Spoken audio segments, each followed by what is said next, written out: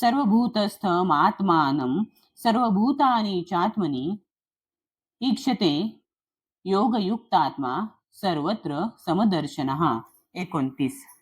सर्वभूतस्थम सर्व प्राण्यात स्थित, आत्मानं परमात्मा, सर्व भूतानी जीव, च सुद्धा आत्मनी आत्म्यामध्ये, ईक्षते पाहतो, योग युक्त आत्मा कृष्ण भावना भावित मनुष्य, सर्वत्र समदर्शनः समभावनेने पाहणारा.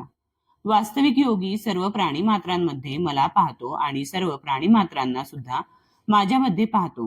निसंदेह आत्मसाक्षात्कारी व्यक्ती मला भगवंतांना सर्वत्र पाहते. तात्पर्य: कृष्ण भावना भावित योगी हा परिपूर्ण दृष्टा असतो, कारण तो परब्रह्म श्रीकृष्णांना परमात्मा रूपाने प्रत्येकाच्या हृदयात स्थित असल्याचे पाहतो. ईश्वरः सर्वभूतानां हृदेशेऽर्जुन तिष्ठती. भगवंत आपल्या परमात्मा रूपात कुत्रा आणि ब्राह्मण दोघांमध्येही वास करतात. परिपूर्ण योगी जाणतो की भगवंत हे नित्य दिव्यच असतात आणि ते कुत्र्यामध्ये वास करोत अथवा ब्राह्मणामध्ये वास करोत, भौतिक प्रकृतीने ते प्रभावित होत नाहीत. हीच भगवंतांची परम समदृष्टी होय. स्वतंत्र आत्मा ही प्रत्येक हृदयामध्ये स्थित असतो, परंतु तो सर्वव्यापी नसतो. आत्मा आणि परमात्म्यामध्ये हाच भेद आहे. जो वास्तविकपणे योगाभ्यास करीत नाही तो हे पाहू शकत नाही. कृष्ण भावना भावित मनुष्य हा श्रीकृष्णांना श्रद्धायुक्त आणि श्रद्धाहीन दोन्ही प्रकारच्या मनुष्यांमध्ये पाहू शकतो. स्मृतीमध्ये याला पुढील प्रमाणे पुष्टी देण्यात आली आहे. आततत्वाच्च मातृत्वाच्च आत्मा हि परमो हरिही.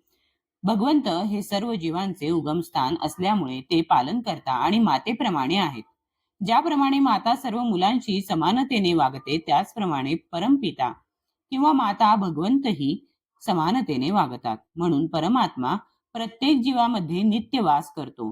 बाह्यतः सुद्धा प्रत्येक जीव भगवंतांच्या शक्तीमध्ये स्थित आहे. 7व्या अध्यायामध्ये सांगितले जाईल की मुख्यतः भगवंतांच्या आध्यात्मिक किंवा परा आणि भौतिक किंवा अपरा या दोन शक्ती आहेत. जीव जरी आध्यात्मिक शक्तीचे अंश असले तरी ते भौतिक शक्तीद्वारे बद्ध होतात.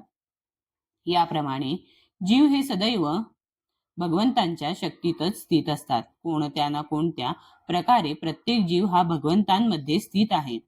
योगी सर्वांकडे समदृष्टीने पाहतो, कारण त्याला माहीत असते की सर्व जीव आपापल्या कर्मफलांनुसार विविध अवस्थांमध्ये असले तरी ते सदा सर्वदा भगवंतांचे सेवकच असतात.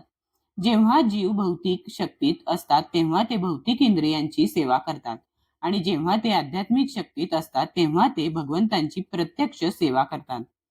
कोणत्याही दशेमध्ये जीव हा परमेश्वराचा सेवकच असतो. ही समदृष्टी कृष्ण भावना भावित व्यक्तीकडे पूर्णपणे असते.